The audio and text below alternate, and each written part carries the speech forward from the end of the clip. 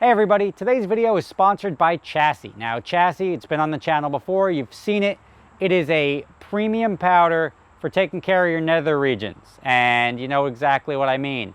Some people sweat more than others back there, but it works on anybody. And if you've ever used a product that combats that condition, it could get a little messy, it can get a little nasty. Now Chassis, they make a couple of different products. They make a shower primer, which you see right here. They make the powder, which is sort of for everyday use before you go out. It's preventative, it is not for afterwards. And then they make the extreme cream if for some reason you neglected your region a little bit too much. It's a good product, check them out, chassisformen.com. Now to today's video.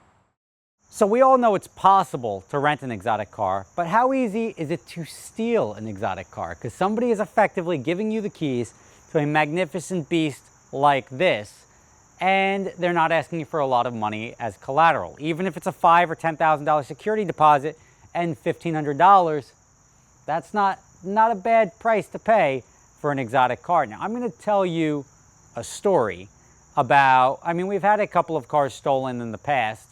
It's not easy, but if the company lets its guard down, it is incredibly possible. Now, we had a car stolen. It was a 911 GT3. It was a white one. We actually went through 3 of them. 1 was stolen, 2 were crashed, 3 were crashed, something like that. Whatever. It was not a very good rental car because it was a great car and everybody loved it, but nobody could really drive it because it was stick shift. That's one theft deterrent right there. But we were down in Florida.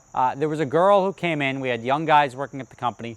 Claimed she was a Hungarian porn star. There you go. Flag number 1. So, hey, I'll bring you some of my movies when I come back. Rented the 911 for 2 weeks, GT3 for 2 weeks. So they gave us $15,000 plus a security deposit. Now, why would they, if they're going to steal the car, why would they rent it for 2 weeks? Doesn't arouse suspicion.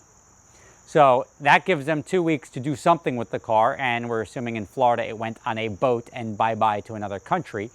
But you're now able to buy yourself time to get away. And most exotic car rentals, this is not one of them, but most exotic car rentals have GPS tracking in their cars, so they can find the car if need be, but it's not necessarily something they're constantly checking. Some companies have people checking them all the time, others don't.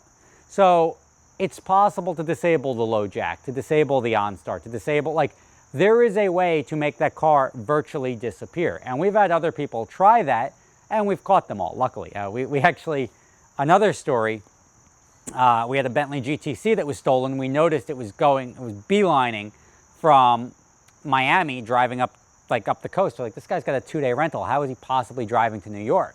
And that's when we realized something was up.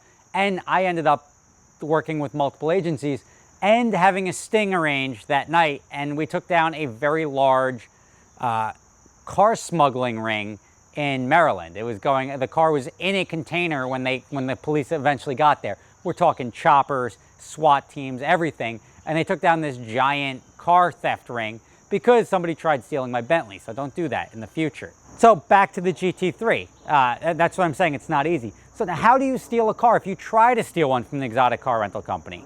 The way the woman was able to do it was she claimed she was a Hungarian porn star, made the guy sort of forget everything. Oh, okay, the porn star.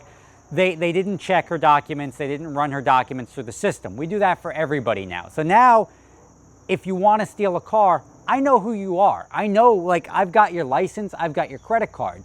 I've got everything. I've got your insurance. So it doesn't make any sense to steal it. Now, in Florida, we almost got caught with that car and our insurance ended up having to pay out on it. But we almost got caught with our pants down on it. Literally, that porn star pants down, whatever.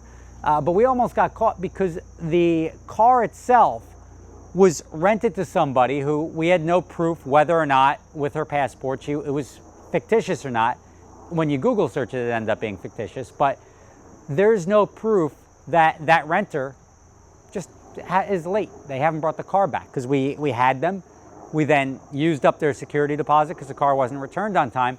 Then we contacted the police in Florida, and the Florida cops are like, look, that's something called conversion. Conversion is when you take a rental car and you don't return it. It's not stolen. You're a legitimate guy. It's a civil matter now. You owe the company money, and you may owe them tons of money. That like, hey, it's $50 a day. I rented the car, never brought it back. You could be on the hook for these giant bills, but it's not theft because you haven't necessarily stolen the car. The way we were able to get paid on that one is because the tracking stopped working and we couldn't find out where the car was, and that was what enabled us to essentially declare that car stolen and get the insurance payout. The police are the people that told us we had to send a notarized certified letter to the person demanding the car back, and after a couple of weeks the car is long gone at that point in time. The way we were able to do it in the Baltimore case with the Bentley was that they disabled the tracking. We saw the tracking was disabled when it went into the container, and that's what allowed the cops to come in and take that one down. But more often than not, it doesn't happen very often, but it is possible to steal an exotic rental car. You'd be an idiot to do it because any exotic car rental company worth their salt isn't going to do an all-cash rental. They're not going to do anything like that. If they do, they're idiots. But they're going to verify your license, they're going to verify your insurance, and if they know who you are, what's the point in stealing a car? And the Baltimore case is a perfect example. There was a fall guy, and they had a real person rent the car, and he's the one who tipped us off that, hey, I was driving down the highway, and I think something may be up with your car. And that made us look at the GPS, see the car was on its way up to Baltimore, and that triggered the for-ready response, so to speak. But there you go, guys. That's an entertaining story or two as to a car that we had stolen, a car that we prevented from being stolen. I think those are the only two. I don't think we've ever had anything legitimately stolen. We've recovered anything that went missing or wasn't returned in time. We've definitely had to send repo companies out to go get cars because they just go missing and their security deposits are exhausted. And sometimes it's uncollectible funds. But at the end of the day, we've only lost one car to theft, and that was a Porsche GT3. So if you want to steal an exotic car rental or an exotic car just to begin with, A, that's a felony, so I wouldn't do it. But B, it's not as easy as you may think. Thank you for watching. Hope you enjoyed the story. I will catch you next time.